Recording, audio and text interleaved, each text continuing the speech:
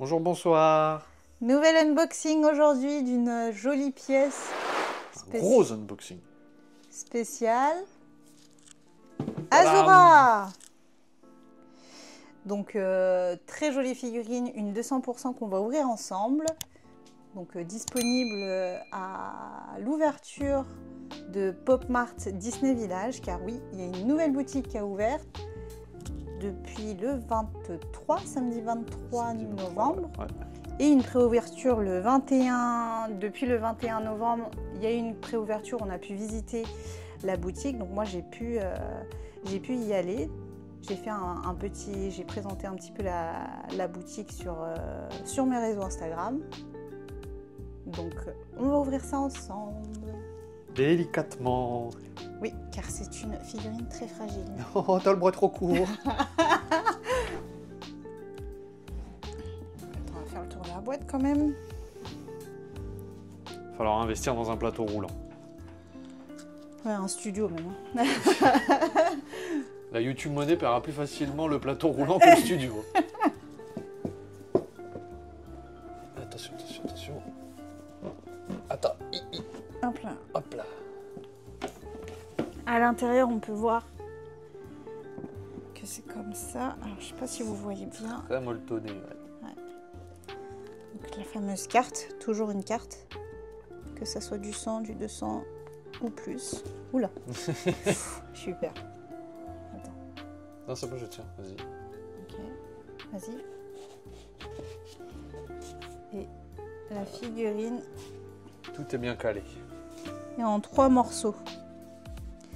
Bon, je vais ouvrir les différentes pièces hors champ, hein, parce que ça va être compliqué sinon. Mais on va monter ça ensemble. Je sors la première partie, la base. On va découvrir ça ensemble. Ah, c'est une licorne. Non, je sais pas, hein. Moi j'ai vu une photo de là. loin. Hein. Elle est incroyable. Assis sur sa colonne. Toujours gravé Azura en bas. Pas un truc en dessous. Ah bah si. Bah, Pop Mart. Hein. Pop Mart. Ça fait un effet un peu vieux, cassé. Ouais, avec les vieilles colonnes grecques. Ouais.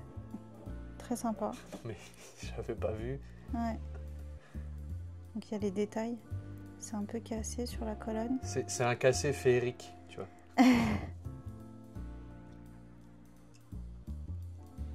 Ah, par contre, les couleurs sur la robe, je sais pas si ça rend bien à l'image, mais...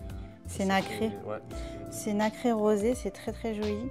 Alors attendez, parce que au niveau des cheveux, c'est un peu violet, translucide, il y a des paillettes. Enfin translucide, non, je dirais pas ça non plus. Non, mais... non, les cheveux ils sont pas translucides. Ouais, c'est en paillettes. En fait, c'est un dégradé surtout. En fait, si tu mets une lumière, si on met une lumière, c'est un peu transparent quand même, je pense.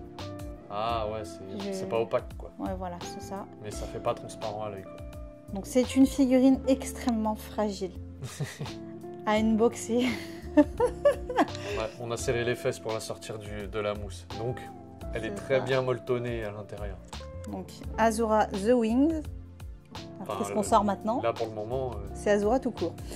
Donc, on va sortir la suite. Donc, les ailes. Ouais, on va sortir les ailes. Pareil, emballées dans un sachet. Hop. Ils sont immenses quoi. Ouais, donc c'est en 3 parties. Donc là, ça va être une Azura The Wings comme il faut. Prendre avec délicatesse. Donc c'est aimanté, non? C'est aimanté, ouais. On fait attention parce que c'est très fragile.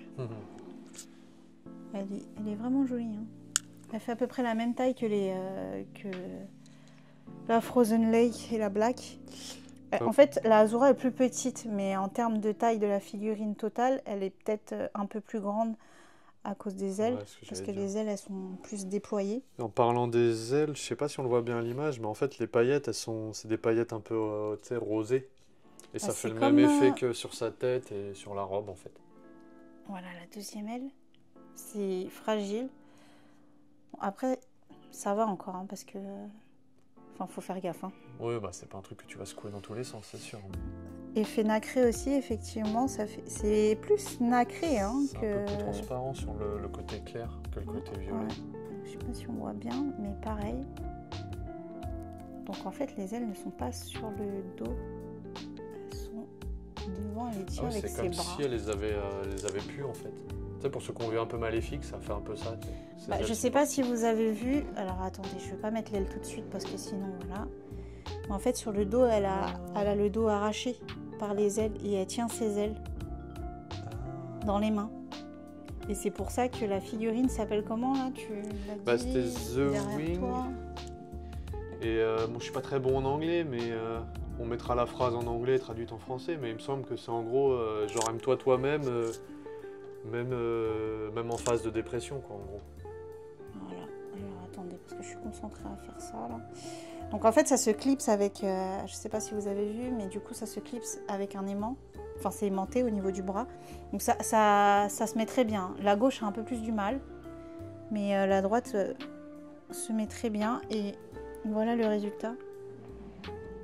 En fait ça fait pas une grosse... Ouais c'est la table hein, qui est pas plate. Hein. On le dit à chaque fois je crois. Mais... Donc si... En fait elle est un peu de côté en vrai. Hein. Ouais, elle est sur le côté. Non, mais j'allais dire, ça fait pas une grosse figurine en termes de... Bah, comme tu disais, je sais plus comment ça s'appelle, celle au bout, là.